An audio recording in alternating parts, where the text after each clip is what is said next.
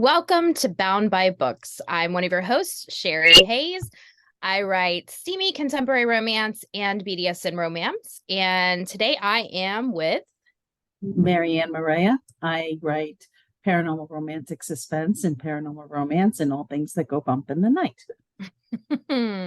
How are you doing today, Marianne? I'm okay. Yeah, Good. I'm okay. You guys got dumped on, didn't you, with a bunch of snow out there?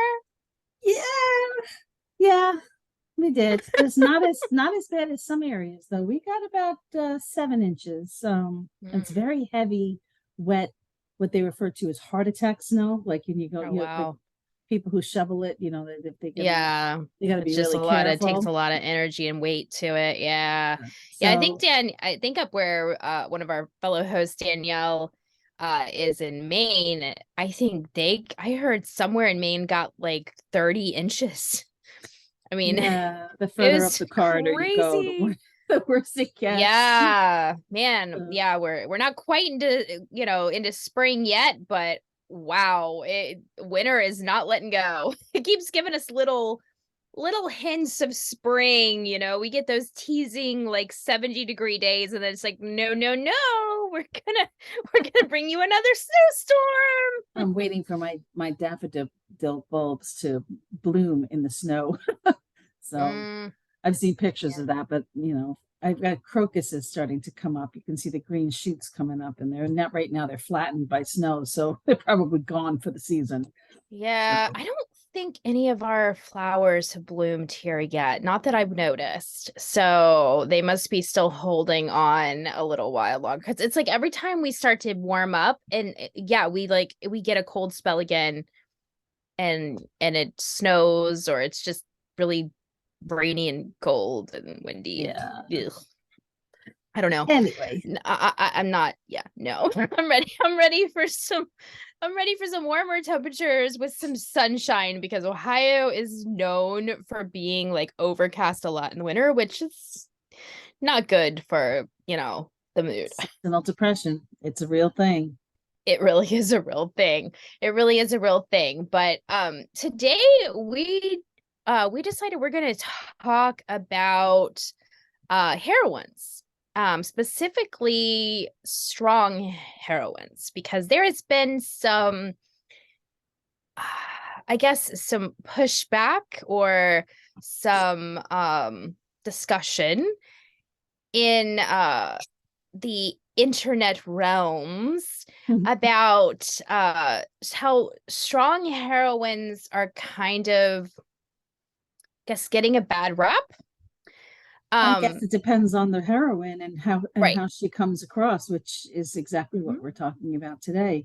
Heroines that Exactly. readers have to either struggle to like for various reasons, and Hmm. how that is incumbent on the author to make sure that they're not writing somebody who is unlikable, because a main character, especially the heroine who's unlikable, is really an arc that is hard to get away with. I think Hmm. in the patriarchy has its fingers in the pie here, because a hero who is kind of a jerk, can have a redemption arc, and then Hmm. everybody falls in love. I think a female heroine who is a jerk is just a jerk, and then people kind of leaves a bad taste in people's mouths, and they won't continue reading to see if she has a redemption arc. So at least that's always been my case, my experience. So maybe not yours, but Yeah, I was going to say I'm not a big fan of the jerk hero at all. So my desire for a likable main character crosses yeah, the I'm not a fan of the jerk hero either. The bully hero, or the so hero that is just likes to mansplain everything. As if the girl is just too stupid to live, which is one of the categories that we were yes. discussing before we started recording. Is that Hmm. the heroines that are just too stupid to live? It's like, oh, you know, let me open this door where I know that there's Hmm. people who want to kill me, or Hmm. I'm going to go walk from this bar by myself down a dark street, even though I was kind of told, don't do it. Just, Yeah, and I think that that can have a lot to do with the way that you write them, though. Again, yeah. it's whether they're likable or not.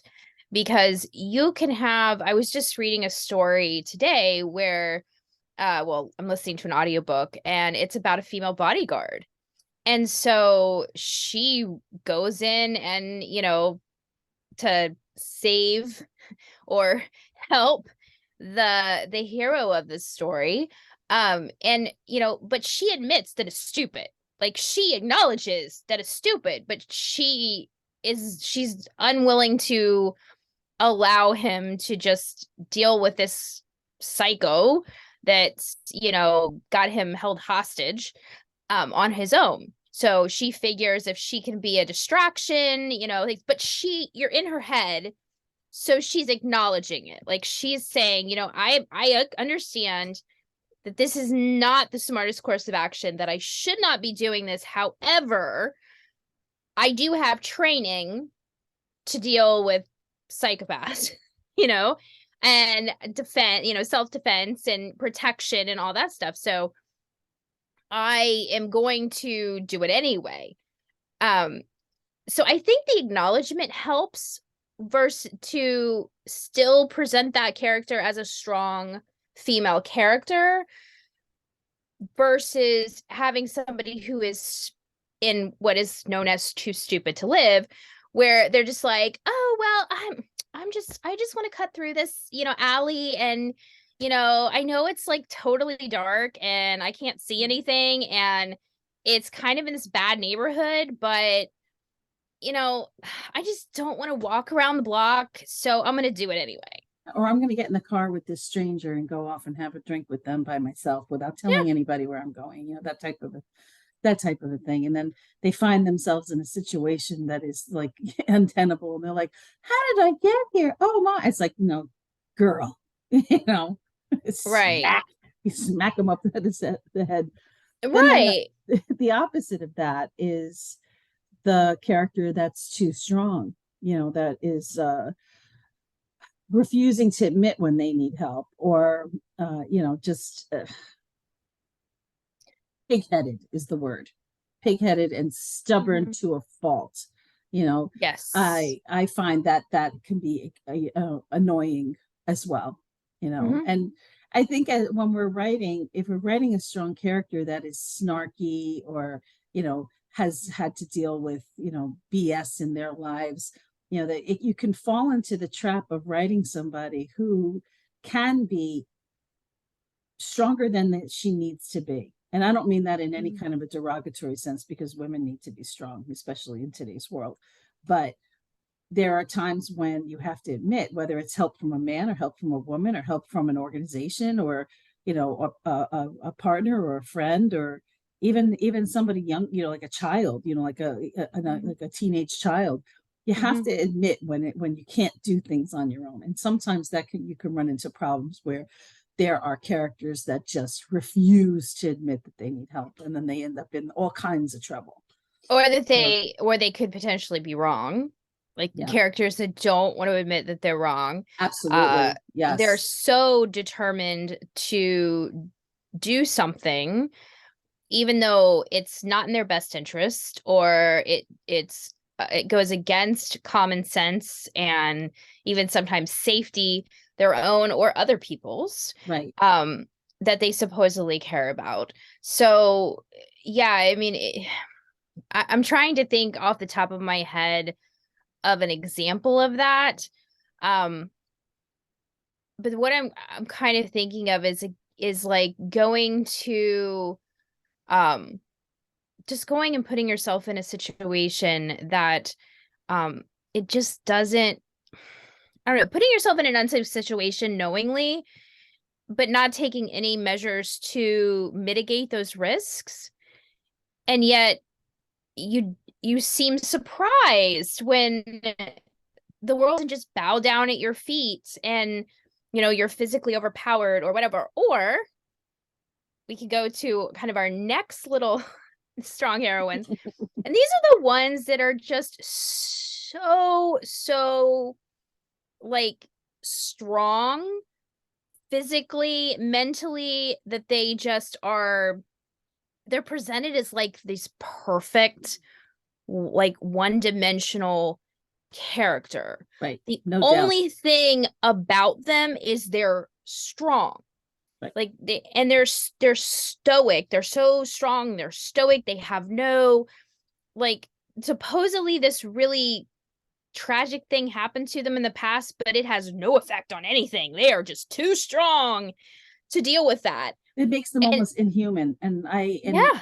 and that's somebody that most people can't relate to. And then there's the next one, which is too snarky or argumentative for argumentative sake, just to, like as you said, Mhm. just to be, what was your word, just to be Contrary. contrary, right? Just to be contrary.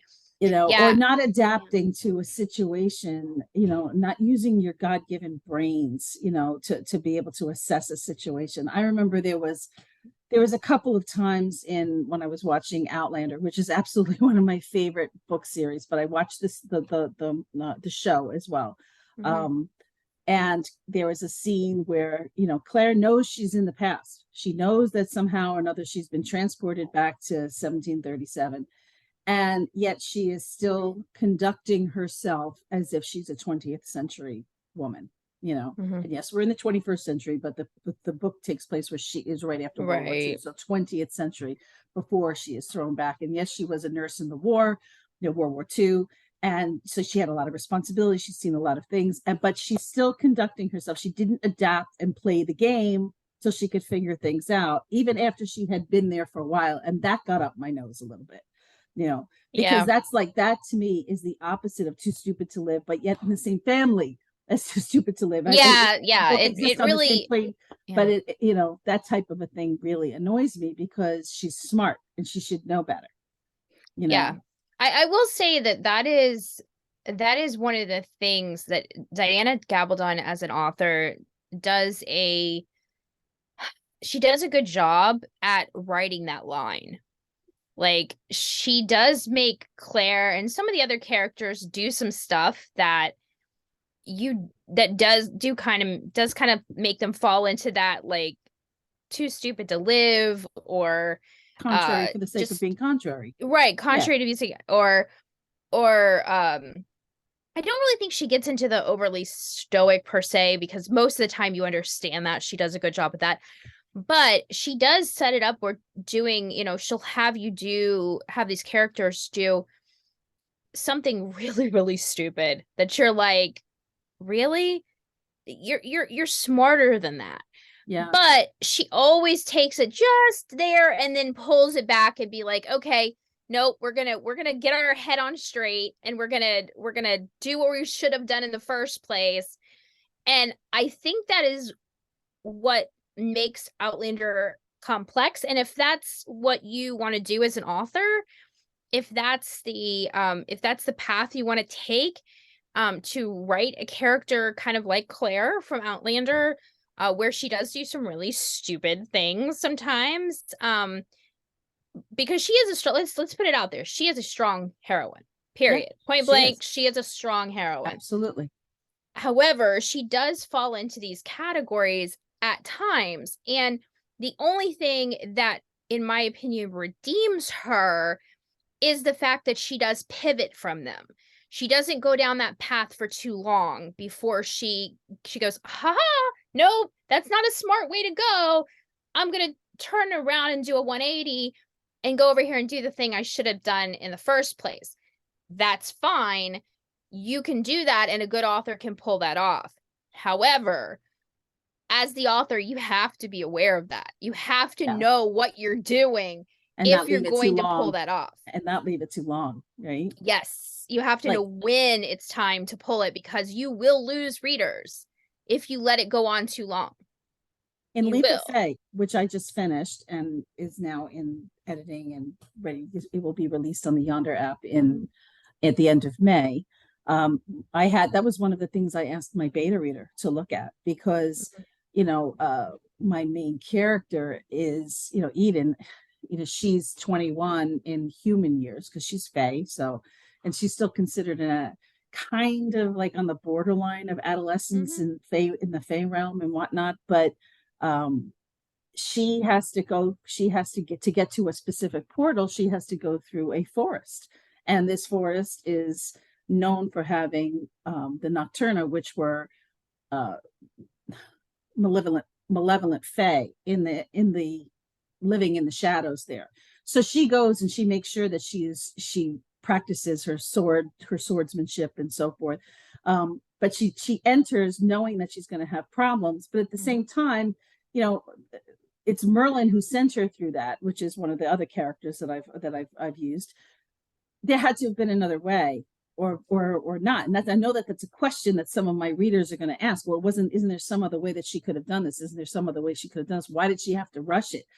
And it's because of her adolescence, that was, you know, Mm-hmm. and the fact that she's so young and that she's so, you know, smitten, and that, but at the Mm-hmm. same time there's this otherworldly pull that's compelling her to do this. So she goes through, and it turns out, like, when she gets to the end result, that there's a reason behind it. Everything kind of Mm-hmm. connects, and it connects towards the end of the book as to why she had to go through these Mm-hmm. gauntlets, you know. But And I think being in the person, the character's head, as long as the author is explaining the thought process, because again, going back to Claire, even though you know sometimes she's doing stupid things, you're in her head. So therefore you can, you know, she can explain to you her thought process as to why she's doing it. And even though you know it's stupid, and sometimes she even acknowledges it's stupid, that tends to give a little grain to carry a reader through to go, okay, are you going to stop this train of thought? Are you going to pull yourself around? Because you know it's stupid. You're acknowledging it's stupid. So you can turn around. It's, to me, it's those characters, those heroines, that they're doing stuff. I mean, again, you're in their head and they're doing things, but there's no acknowledging that they're stupid, that it's stupid. You know, they're going into a bar and getting just drunk off their butt with by themselves in a not great part of town, and I'm supposed to feel sympathy for them when something happens to them bad, because that falls into that realm of too stupid to live, or you feel like you're invincible when reality, you know, falls at your door. now, is there a reason for it later on? Right.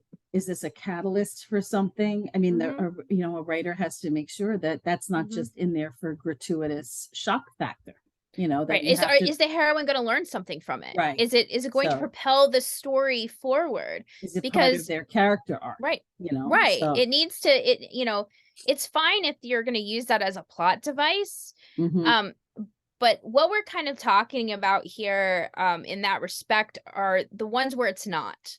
right. Those to me are the ones that it really falls on those heroines that are unlikable.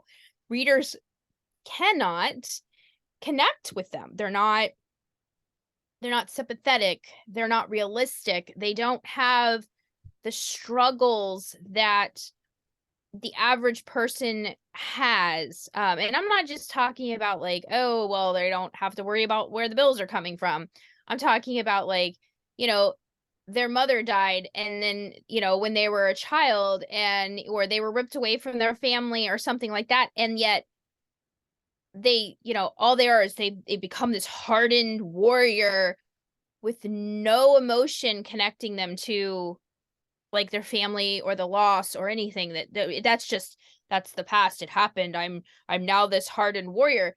It's like, that's not normal, that's not what people do. I mean, you're gonna, I mean, yeah, you may be this hardened warrior and you may have this for most of the time, but there's something that's got to, you know, you may, maybe you have nightmares, or you know, you have flashes of, you know, getting ripped away from your family, something that makes you relatable, because just being one dimensional, I'm a strong warrior, doesn't make you connect with people. Right.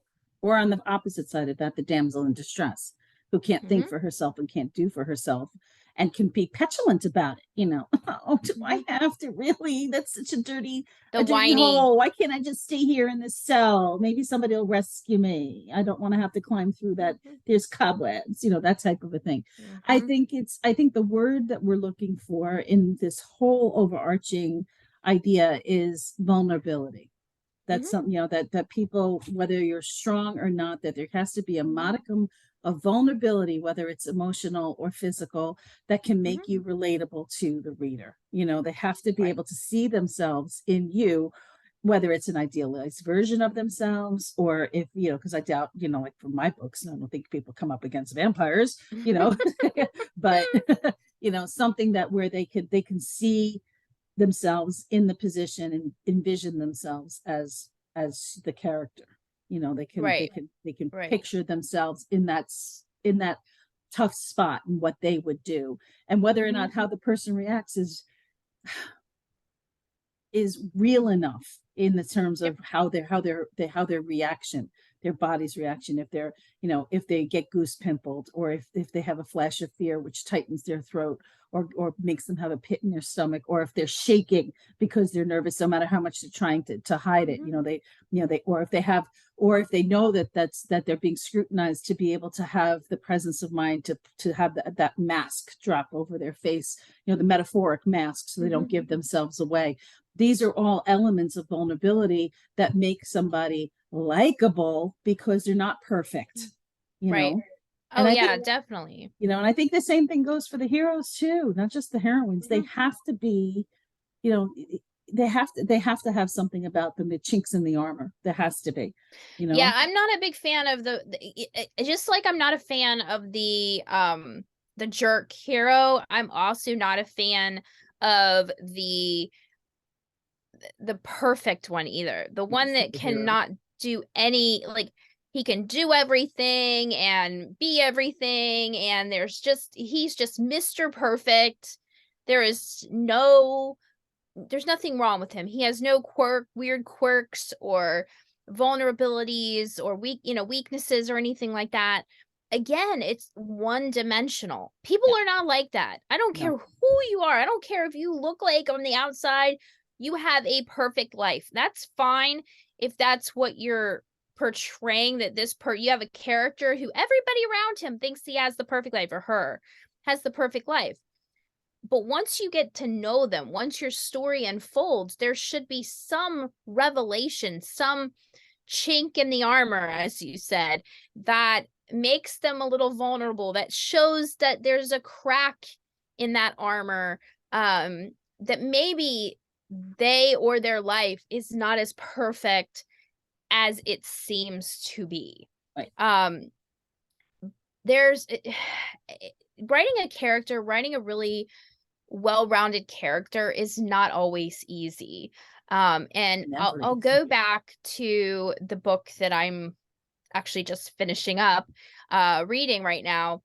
And this is such a perfect example of so much of what we're talking about today. Again, the female heroine is a bodyguard. She's a protection agent, okay? And she early on in this story, the author shows you how just completely, competent she is, because she actually throws the hero on his butt. Like, he wants her to show him, like, can you really protect me? You're just this, you don't look big enough to do anything. And so he runs at her and she puts him flat on his back. And she uses his momentum against him, and she puts him flat on his back. Okay? So showed that she's a strong, Capable. capable female character. But then you're in her head. So you also get to see how vulnerable she is, she has her insecurities, and she didn't have the best childhood, and she just lost her mother, and her ex-boyfriend is a complete jerk, and so she has it. And then you compare it to the hero, who actually he's a movie star, and he's, when you look at his life, on the outside, you're like, wow, this guy is like has the perfect life. He's a box office star, you know, he's everybody knows him, he's got good looks and all this stuff. And then you find out that he's been harboring this guilt for his younger brother, who he happened to be in a car accident with, and his little brother drowned. And he has, that's major. yeah, That's it's major. major. Yeah. And so he has nightmares about that. And, you know, so again, but you see kind of how what I'm saying, this book is such a perfect example, because you have these two characters where you have the heroine who is just, she's presented as this really capable person, this really strong heroine, but yet she has all of these vulnerabilities that you get to know. And then you have this seemingly perfect hero who also has a life that's, you know, he's got all of these kind of skeletons in his closet and, you know, vulnerabilities as well. So it makes both of them very, very relatable. And that's really what, as an author, you should be going for in your characters. And then we were talking, you know, to talk back about the, Diana Gabaldon's series, the books, I devoured them, Mm-hmm. I loved them. And I watched the show because, I was told that initially that they follow the book pretty closely. And to a certain extent they do. But the difference, the huge, well, books are always better. That is a hill I will die on. Okay. Books are always better. Yes. Is because we get that introspection that you were talking about being in Claire's head, whereas watching the show, you don't. I mean, you can have her kind of have a look or maybe have a minute of hesitation or whatever, but you don't get that internal monologue that Diana gives everybody when she's writing, and that's what makes it so delicious Yeah. in terms of Well, it makes it meaty. prose. It really Yes. makes it meaty. And I guess that's kind of what we're talking about. Because, I mean, you can have a very superficial story, and that's fine. There's some stories that are meant to be superficial. But as a writer, you're wanting your stories to really touch people. At least most writers do. They want them to touch people, whether it's to make them laugh or make them cry. For They both. want, yeah, or both.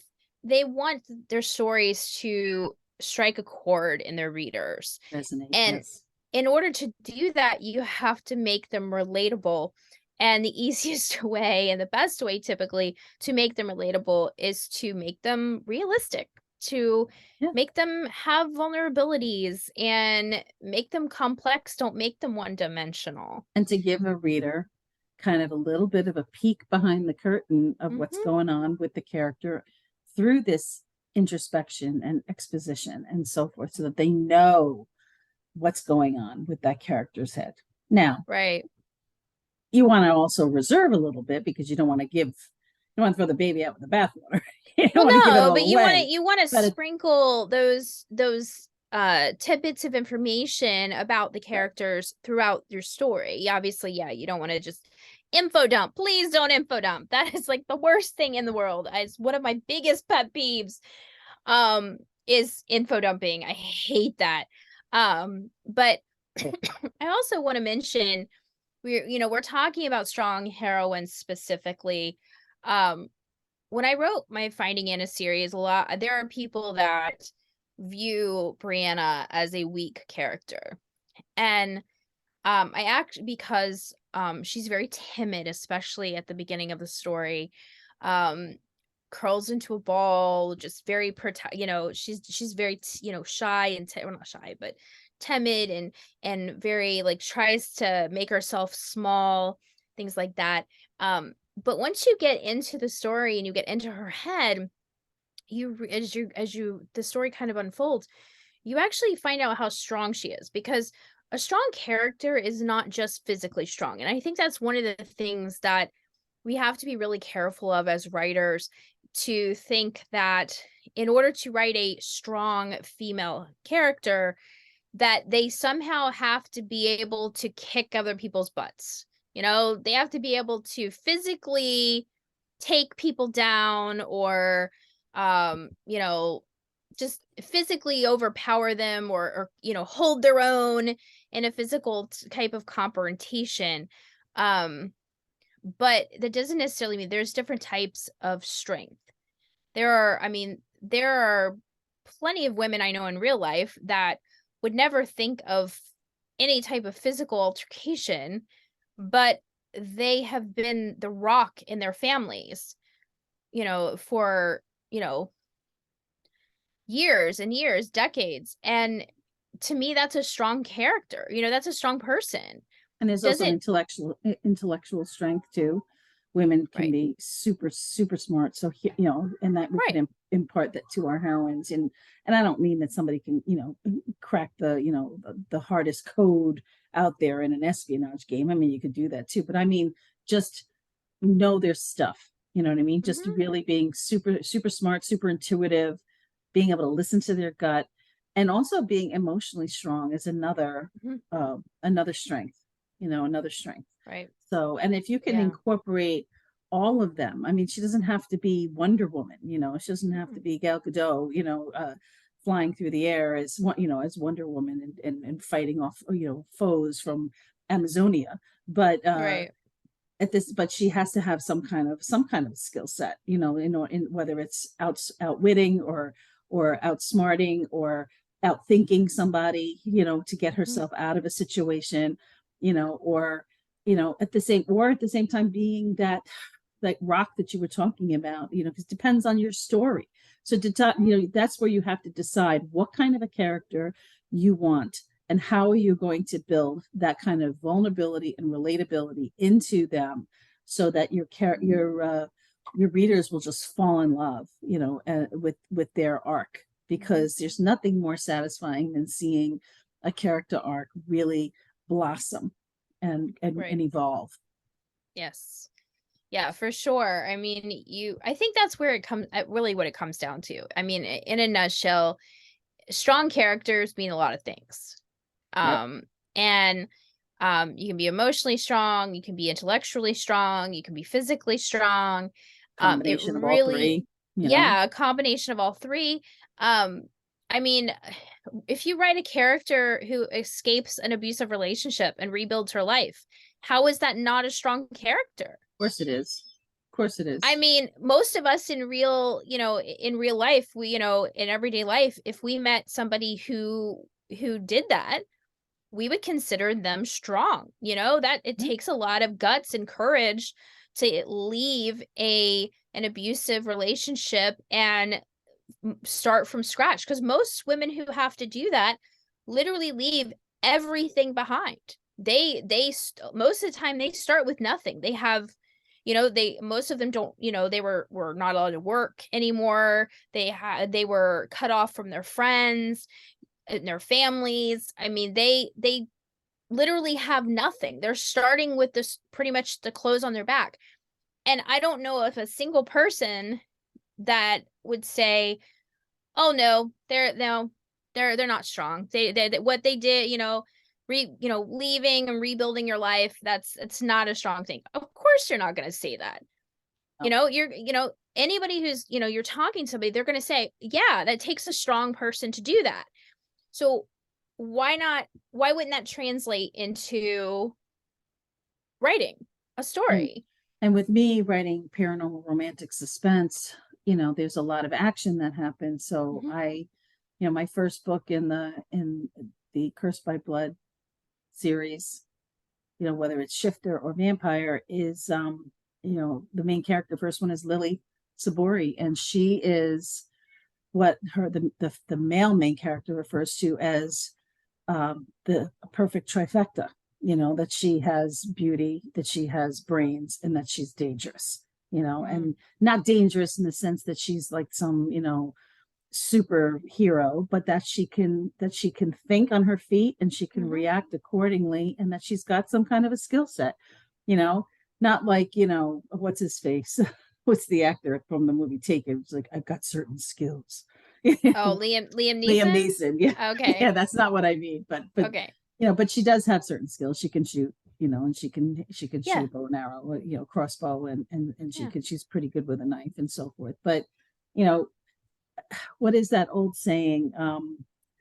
Necessity is the mother of invention. Mm-hmm. Well, necessity is the mother of inspiration in certain books, that Mm-hmm. you need to, when you put your character in a certain scene or a certain scenario, they have to figure out a way to get themselves out of it, especially Mm-hmm. in a suspense, and or even in an emotional abusive story, like some of the things that you write, and there has to be, necessity is definitely the mother of invention in those books, Yeah. because people need to get themselves to a place of safety, and people need Yeah. to get themselves to a place where they're no longer in danger, whether Right. whatever kind of danger it is. So Right. And that's the joy of writing fiction, is because you as the author get to be on that journey, mhm. to get to write that journey, create that journey. Um and it's not always easy. Sometimes, I mean, I know I've when I was writing uh the last chapter of my third book in my Finding Anna series, um I mean, I cried the whole chapter. It was very emotional for me. So you do get involved in that, but you should. That's the thing. I mean, because if you can get immersed in your characters and in what you're doing. P.S. We are going to be talking about that in a future episode. Uh, um, then your chances are your readers will be able to feel that and connection as well. And that's really, when it comes down to it, at the end of the day, that's what well, at least what I want, and what I think most readers want in a good story. They're looking for an escape, but to do it, get an escape in genre fiction, you really need to be able to connect to characters. You And you really do. the quick one of the ways you can make sure that you're on track for something like that is to enlist the aid of a beta reader. You don't need an Yes. entire bevy of them. You just need one or two that are good, that will give it to you straight. You don't need somebody blowing sunshine up your butt. And so Hmm. don't make it a family member. Have it be somebody who Or your is, best friend. yeah, Don't do that somebody either. somebody who is knows you and is willing to give it to you the way that you should, because you don't want to find out in reviews later on. You want to find out before Mm, you hit the publish button, or yes. before you send it off to editing. Make sure that you are on track, because if you're starting to write a character that is unlikable, they will tell you what is wrong Hmm. with this character and why. And if you say, well, a character arc is coming, if they're reading chapter by chapter, you could say, okay, give me a little bit of hint about it here. Foreshadowing is a big Hmm. deal. That can take the edge off somebody being stupid or somebody being catchy too, is if Right. there's foreshadowing. Yeah, just a little bit of a hint, just maybe a hesitation, or just a flicker of thought. Yep, It could a be one or memory. two lines, yeah, or a memory, or just anything. It could be, Yep, it's just something so simple that just makes them think, "Oh, should I be doing this?" Or, inner "Oh, voice. maybe." Yeah, some inner voice. Um but again, I think it does depend on the story, the tone of the story, and what, because again, we go back to Diana Gabaldon. She does take you down this road with her characters sometimes, where they are doing stupid things, and they fall into that, either acting like they're stronger than they are, or being too stupid to live, or something like that. But she carefully walks you to the edge where you're gonna, you may just not go any further, but then she just flips it on its head and does that. But I will say, she is an extremely talented writer, and I'm not saying that our listeners are not. However, she is very, very, very talented, and it is a skill that you have to learn and develop. So if you do want to go down that path where you want to toy with that kind of stuff, it is something that you probably want to study and learn how to manipulate your writing to best use that skill, if that makes sense. Yes. Hopefully. So, Hopefully that makes sense. writing characters that your readers will like. That is, Yes. or writing characters that your readers won't hate. Either Yeah. side, it's the same. Yeah, I was gonna say, I think that's the best thing is the writing characters won't hate, because I mean, you can't always guarantee that somebody's going to fall in love with your characters or even that they're going to like your characters, but you definitely don't want them to hate them. If at the very least you want them to be kind of like, well, I don't hate them. I may not love them, but I don't hate them, because typically if you can get to that point, a reader will typically most readers will give you the benefit of the doubt and maybe let you give you the opportunity to make you like them, You would hope. to make them grow on you. You hope. Yeah. But if they hate them from the get-go, then you're kind of screwed. So anyway, I think we've covered it for the time being. I think that's And a good place to wrap. If you have comments or have examples that you'd like to share with us about characters that you hate, and I have to put a little caveat there, not characters that you love to hate, because villains fall into that category too. So that's a whole other kettle of fish, a whole other discussion, which we will do at some point. But main characters that you had a hard time liking and why. Love to hear it in the comments. Yeah. So definitely. Anyway, this has been Marianne and Sherri Hayes for this week's episode of Bound by Books, and join us next week for another scintillating conversation on writing, craft, and industry. So bye-bye. Bye. Wait! Before you go, don't forget to like, comment, and subscribe, and check us out on our website, boundbybookspodcast.com.